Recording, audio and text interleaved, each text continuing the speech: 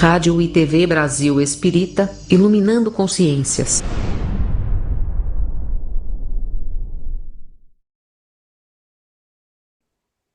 Olá, amigos queridos da Rádio e TV Brasil Espírita do Alagoas. Estamos na terceira temporada do nosso programa, O Espiritismo na Arte, meus irmãos.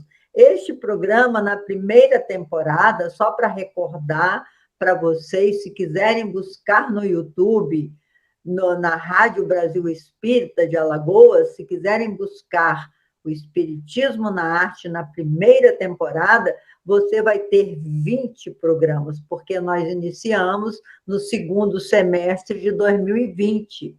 Se vocês quiserem ver a segunda temporada do Espiritismo na Arte, que nós gravamos em 2021, já com a nossa querida TT, nós temos produzido lá 41 programas, não é pouca coisa, não. 41 programas de meia hora. Em meia hora a gente fala tanta coisa, a gente medita, a gente reflete.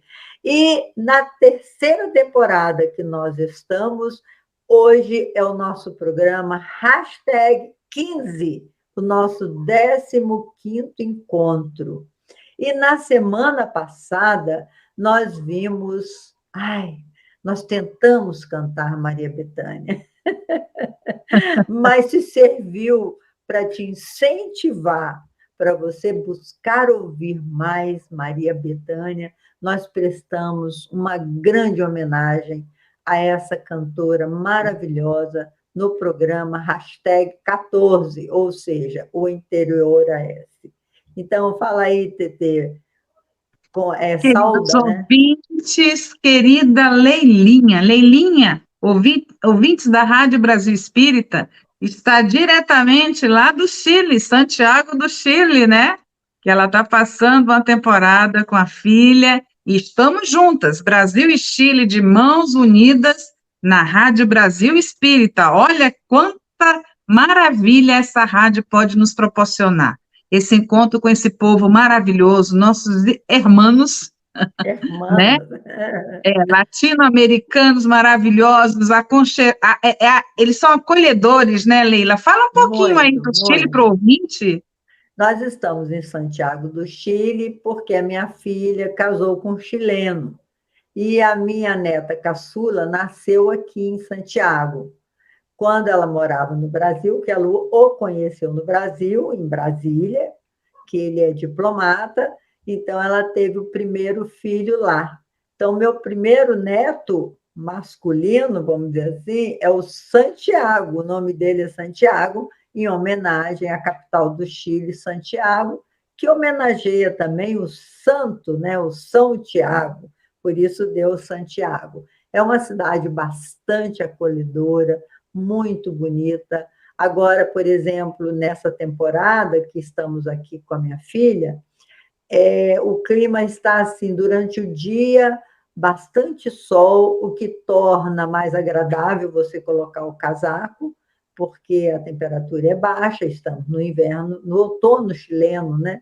E a paisagem é linda, porque eles têm aquelas plátanos, aquelas árvores lindas, e elas vão ficando laranjas, depois elas são verdes, as folhas, aí elas vão ficando laranja, depois maravilha, não sei, elas pegam uns tons, assim, ferrugem, até amarelar totalmente, e até cair das árvores, então o chão fica aquele tapete colorido. É muito, muito bonito, é uma obra de arte construída pela natureza, pelo grande artista e homens sensíveis que plantaram essas árvores ao longo das estradas, como é que chama? Das ruas, né? Que é muito florido Santiago do Chile. Então, é isso. Obrigada, Tetê, por você ter lembrado. Então, nós vamos ter uma paisagem meio diferente aqui, porque normalmente no nosso programa estamos priorizando o mapa do Brasil, mas aí nesses 4 programas seguintes nós estaremos aqui gravando deste quarto, que é o escritório de trabalho da minha filha. E a semana passada nós vimos a linda Maria Bethânia, como nós falamos. E hoje nós vamos ver Jorge Amado, esse grande escritor. Leia para nós, DT, quem é Jorge Amado? Jorge Amado. Jorge Leal Amado de Faria, ou apenas Jorge Amado. Nasceu em Itabuna, em 10 de agosto de 1912, Salvador. E em 6 de agosto de 2001, Jorge Amado nos deixou. Foi um dos mais famosos e traduzidos escritores brasileiros de todos os tempos. Jorge Amado é o autor mais adaptado do cinema, do teatro e da televisão. Verdadeiros sucessos como Dona Flor e seus 2 maridos, Tenda dos Milagres, Tieta do Agreste, Gabriela, Cravo e Canela e Teresa Batista Cansada de Guerra foram criações suas. Sua obra literária, 49 livros ao todo, também já foi tema de escolas de samba por todo o país. Seus livros foram traduzidos em 80 países, em 49 idiomas, bem como em braille e em fitas gravadas para cegos. Em seu estilo, o romance ficcional não há paralelo no Brasil. Em 1994, a sua obra foi reconhecida como o Prêmio Camões. Fale aí, Leilinha, de Dona Flor e seus 2 maridos. Nossa, Dona Flor e seus 2 maridos eu vi até no cinema, porque teve esse filme. Durante o Carnaval de 1943, na Bahia, esse é o enredo, né, do livro. Vadinho, que era o personagem principal, um mulherengo e jogador inveterado, morre repentinamente. Sua mulher, Dona Flor, fica inconsolável, pois, apesar de ter vários defeitos, ela era uma excelente amante. Algum tempo depois, ela se casa com Teodoro Madureira, um farmacêutico, que é o oposto do primeiro marido. É aquele Mauricinho, todo certinho, muito comportado, cumpridor dos seus deveres. Juntos, eles têm uma vida estável e tranquila, mas para ela, que teve um vadinho na vida, era uma vida tediosa, até um dia em que o fantasma do vadinho aparece na cama de Dona Flor. Então, assim, é uma comédia o filme e o livro também, naquele tom irônico, né, que é próprio do Jorge Amado, e nos leva a perguntar essa comédia. Como que o defunto pode ficar junto da mulher que amou? Como o nosso programa é espírita, e a gente achou divertido também que o defunto fosse dormir com ela, e a gente ri muito no filme, quando ela vai com o defunto pelado, né, que ele se apresenta no filme. Como é que chama aquele ator, Tetê? José Wilke, que também já nos deixou. José Wilke, é grande ator brasileiro. E ele faz esse papel, fazendo essa comédia, mas que tem um fundo de verdade. Qual seria esse fundo de verdade, Tetê? O fundo de verdade, né? Por que fica essa questão? Pode o defunto ficar junto da mulher que amou? Vamos lá. Primeira coisa é o desapego que a gente não é acostumado a trabalhar, né, Leila? Então, esse filme, ele tem esse lado baseado em dados que Jorge Amado captava, principalmente da Bahia, da população da Bahia, de mulheres fortes e de personagens também masculinos fortes, e ele cria esse imaginário, né? É um imaginário, um sonho, um delírio, que quando o homem se vai, mas ela desejava aquele antigo amor, ela consegue ficar com os 2, seja ele o imaginário e o que está na vida real. Mas isso, levando para o lado do espiritismo, a gente vê como é possível de acontecer, só que, ao invés de ser comédia, pode virar uma vida muito penosa, tanto para quem já foi para o outro lado, né, da vida, quanto para quem fica aqui. Porque a obsessão, meus irmãos, ela não é uma coisa boa, porque tem energias muito densas para você trabalhar. Se você está vivendo no planeta Terra, né, com todas essas camadas de densidade, de dificuldade, e a pessoa, ela, ao desencarnar, não consegue se libertar, não consegue ir para onde ela deveria estar, né, em tratamento, e para ver o que vai ser conduzido para o espírito que assim passou, ele vai causar um transtorno energético familiar, né? Então, Bem isso, colocado, Tetê, bem a colocado. Leilinha O pode explicar bem isso transtorno, para vocês. nós duas podemos Vamos explicar, você lá. explicou muito bem, é um transtorno energético familiar, porque o espírito, se você não permite que ele faça a sua caminhada de luz, que ele ore por ele, para ele ser assessorado pelos bons espíritos, a fim de desapegar dos valores da Terra, ele fica criando um transtorno energético realmente na família toda, meus irmãos. Então, assim, o fundo de verdade que a gente tira, além de ser uma comédia, um ensinamento engraçado, né, que Jorge Amado nos proporcionou, ele também coloca a situação de um espírito totalmente apegado à sua condição na Terra, enquanto na Terra. E eu sempre costumo dizer que Jorge Amado é como o Picasso das artes, né? Ele tinha as mulheres, Picasso valorizava muito a pintura das mulheres incríveis que ele conheceu, especialmente a Dora Maar, né? E Jorge Amado também, ele valorizou nas suas escritas muito as mulheres fortes e guerreiras.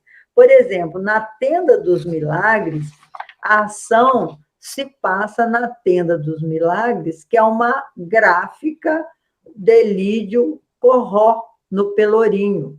Era um amigo dele que tinha uma gráfica no Pelourinho, que é aquela região da Bahia, Salvador, né?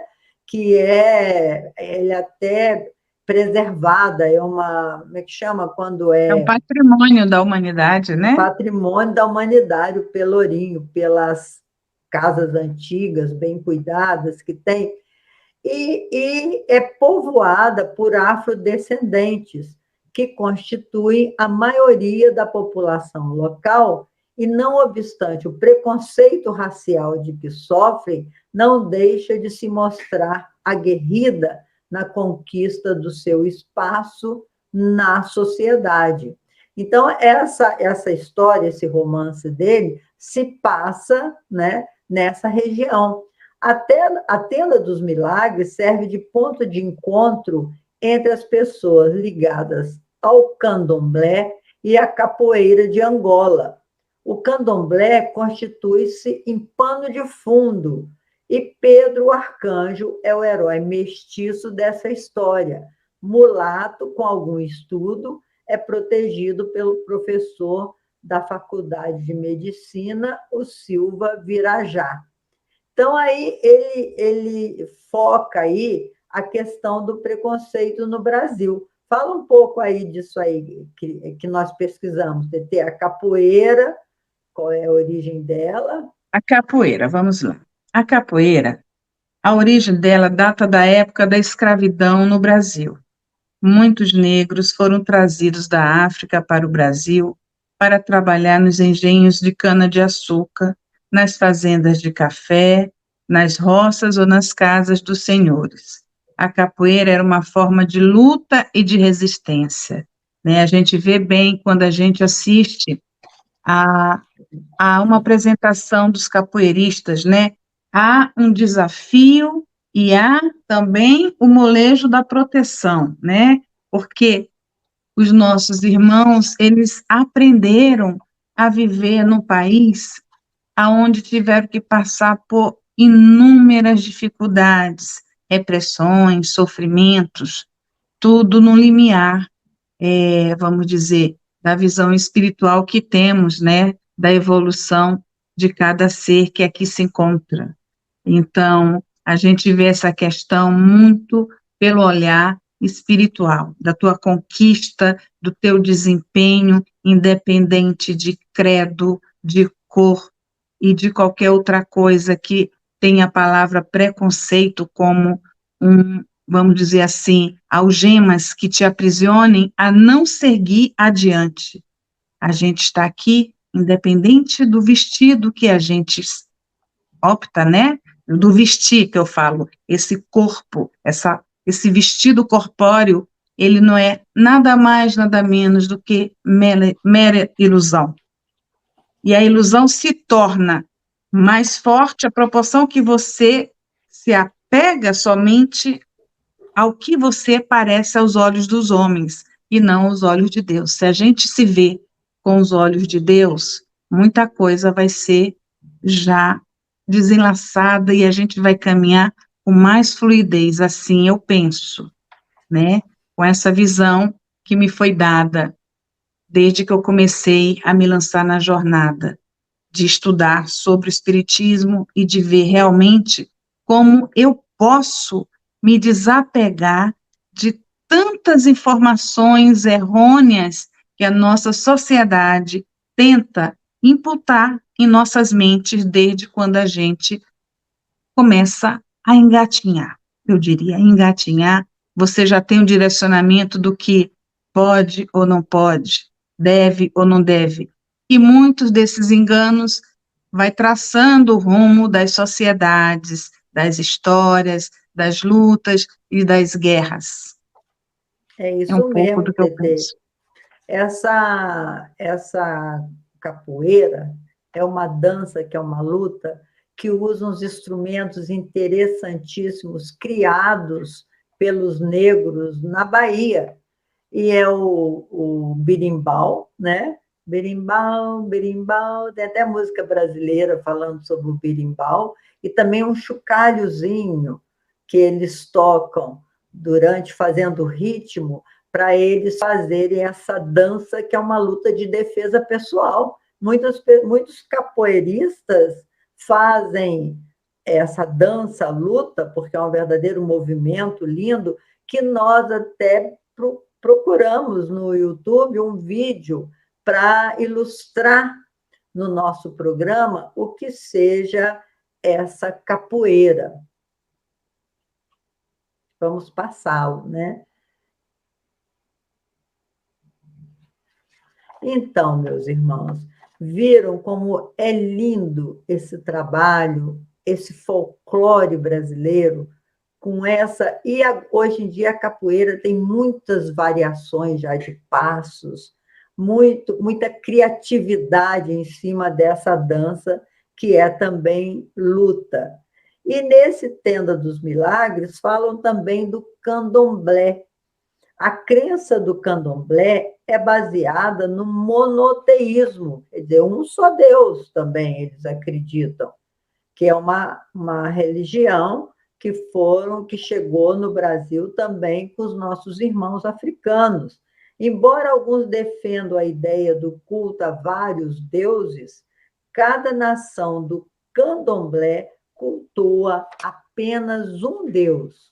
Existem 3 nações, segundo a nossa pesquisa, existem 3 nações candomblecistas, e cada uma cultura um Deus. A nação Quetu cultua Olorum. A nação Bantu cultua... Não, a nação Bantu cultua Zambi. E a nação Jeje cultua Mau. Não sei nem se a pronúncia é essa, Tetê. É assim mesmo? Acho que Mau. Olorum, Bantum, não, Olorum, Zambi e Mau. São 3 deuses diferentes, mas, na verdade, é um só Deus. são nações com nomes diferentes. É lindo também, né, Tetê? Quando eu fui numa sessão de candomblé, que eu já fui, eu achei muito lindo, porque eu precisei pedir permissão ao... Como é que chama? Ao rei lá do terreiro, que eu já não me lembro mais o nome.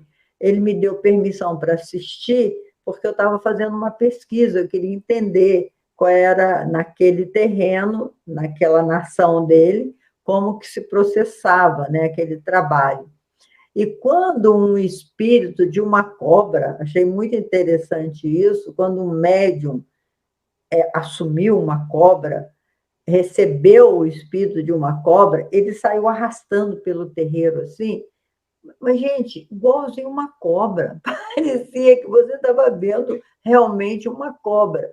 E quando eles começavam a beber, naqueles batuques assim, envolventes, que o batuque é muito envolvente, especialmente quem é médium feito eu, que a sensibilidade é grande, naquele batuque envolvente, que todo mundo fica aberto, né, a receber espíritos, eles começam a beber. E bebe, bebe, bebe, bebe, até terminar toda aquela movimentação. E quando termina o culto, o que é curioso, se tiver alguma pessoa do candomblé que possa me desmentir se isso foi uma impressão errada que eu tive, mas quando termina, Tetê, ninguém está bêbado, não tem nem cheiro de álcool. É um negócio interessante isso, assim, só é explicável que, na verdade, quem usufruiu daquele álcool todo foi aqueles espíritos que ainda na dimensão espiritual necessitam daquela bebida, porque terminou o movimento todo, ninguém tem mais cheiro de álcool. Achei muito interessante esse detalhe. Até se tiver alguém do candomblé que esteja nos ouvindo, o nome dessas nações, que isso aí nós pesquisamos, podem trazer essa informação para nós, meus irmãos. Podem colocar aqui no programa, assim que você ouvir, pode entrar em contato com a rádio, com a RBE, e pode dar o seu parecer, porque a gente não quer passar uma informação errada sobre nada, especialmente entre os nossos irmãos do candomblé, do qual nós respeitamos muito, né, Tetê? Sim, todo o nosso respeito para os irmãos que fazem do candomblé um grande encontro espiritual, de luz, de verdade e da fé, né? Inclusive, o nosso Jorge Amado, ele era do candomblé. E quando ele se torna deputado federal, olha só, ouvintes, que informação preciosa, porque eu também não tinha conhecimento sobre isso. Ele é eleito pelo PCdoB, né? Partido Comunista do Brasil. E ele foi o autor da emenda constitucional da liberdade de culto religioso. Olha que coisa maravilhosa, né? Que hoje consta com o 7º inciso do artigo 141 da Constituição Federal. Então, salve Jorge Amado, né? Que ele, vivenciando isso, sentindo tudo o que se passava, ele permite criar uma lei aonde tem essa liberdade do culto religioso no nosso país, porque ele vivenciou muito a época da ditadura, assim como muitos outros brasileiros, e quando ele teve a oportunidade de abrir um pouco mais de luz para que todos os brasileiros pudessem usufruir da sua crença religiosa, né, e pudesse deixar sua fé transbordar, ele fez, ele bota uma emenda constitucional. Eu achei isso maravilhoso. Maravilhoso, Tetê. E nós destacamos também a Tieta do Agreste, que é a história de uma mulher, né, aos 17 anos de idade, viveu aventuras amorosas que escandalizaram a população de Santana do Agreste, por isso chamado Tieta do Agreste, que teve até uma novela que foi interpretada por aquela grande atriz, como é que é o nome dela? A nossa querida Beth Faria, maravilhosa. Beth Farias. O que motivou seu pai a expulsá-la de casa. Longe da família, Tieta enviava ajuda financeira ao pai e às irmãs, Tonha e Perpétua. 26 anos após ter sido expulsa, Tieta retorna a Santana do Agreste com a sua enteada. A presença de Tieta na cidade transforma por completo a vida da pacata cidade, ainda mais quando ela se envolve com o próprio sobrinho. Então, assim, Jorge Amado, ele escreve para que a gente repense os nossos preconceitos, os nossos julgamentos tão duros, e ele, então, cria esses personagens que são reais. Nós que somos brasileiras e brasileiros, a gente tem vivenciado coisas que até Deus duvida, um do outro, né? E no seu livro, Gabriela, Cravo e Canela, Gabriela retrata uma mulher livre, que entende o amor, o sexo, a sensualidade, a natureza, os bichos e as crianças de uma forma muito livre, sendo ela primitiva, miserável, sertaneja, humilde e ignorante, acaba sendo a mais livre de todos naquela sociedade dos anos 20. Fala um pouco aí, Tetê. Você assistiu Gabriela, Cravo e Canela? Assisti, e numa época onde criança não assistia, mas minha mãe deixava eu assistir com ela. Então, o que acontece com Gabriela? Gabriela vai, na década de 70, abrir um leque de... Existe, né? Essa parte sensual no cotidiano das pessoas. Existe uma mulher forte, com libertação de desejos, e que ela está aí para você ver o que você pode usufruir ou não desse personagem. O Jorge Amado, ele tinha pitadas, assim, primordiais de libertação, né? No meu ponto de vista. Desculpe aí se alguém não concordar, mas é o meu ponto de vista. E quando ele coloca, né, a musiquinha, né, não dele, mas que surge com Gabriela e diz como é Gabriela, veja se concordam. Eu nasci assim, eu cresci assim, eu sou mesmo assim, você sempre assim. Gabriela, sempre Gabriela. E a gente vê que não é bem assim, né, Leila? Eu acho que a liberdade sexual, graças a Deus, hoje está bem melhor do que na minha geração, na geração da TT. Nós tínhamos, assim, muitos preconceitos. Eu, inclusive, sou de uma época, meus irmãos, vocês podem nem acreditar, mas eu sou de uma época que mulher decente não usava esmalte vermelho na mão. A mulher tinha que usar só esmalte clarinho quando podia usar, porque também nas escolas religiosas que nós fomos criados, não era permitido nenhum tipo de liberdade sexual.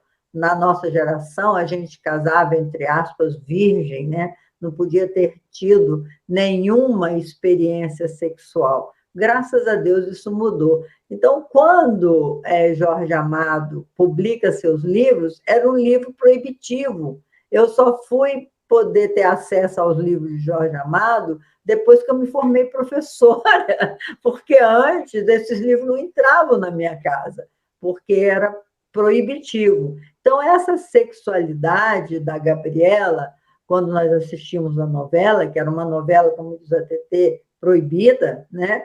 Ela mostrava toda a sensualidade da mulher, com aquela liberdade. Então, ela era uma mulher sem preconceito nenhum.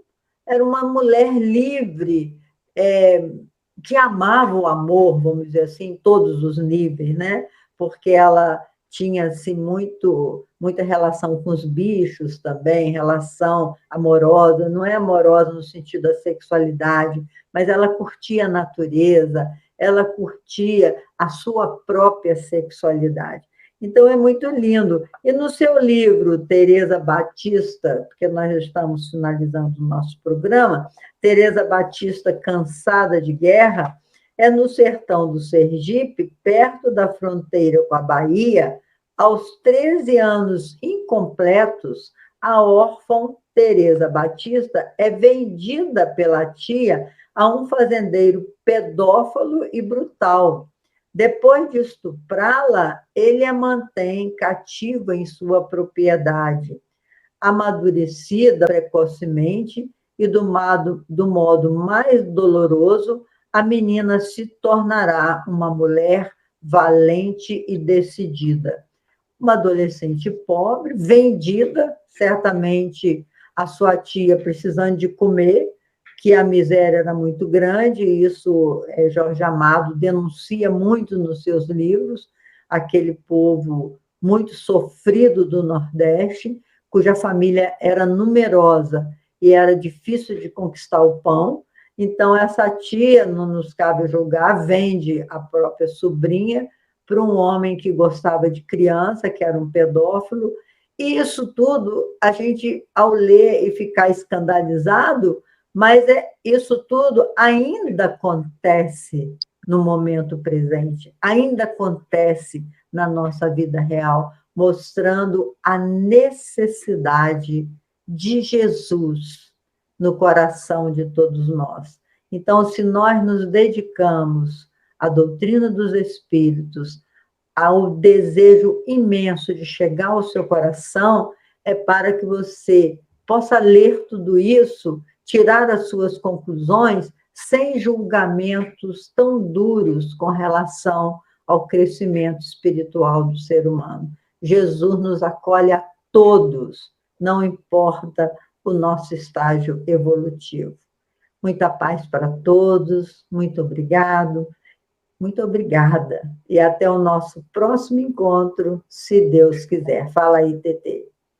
Queridos, obrigada por mais um programa de profundo aprendizado, onde os preconceitos realmente têm que ser sempre reavaliados para que não nos aprisione e essa prisão não deixe que a nossa evolução espiritual prossiga. Vamos prosseguir, vamos abrir e ter os olhos de ver sempre nessa luz de Deus. Fiquem com Deus.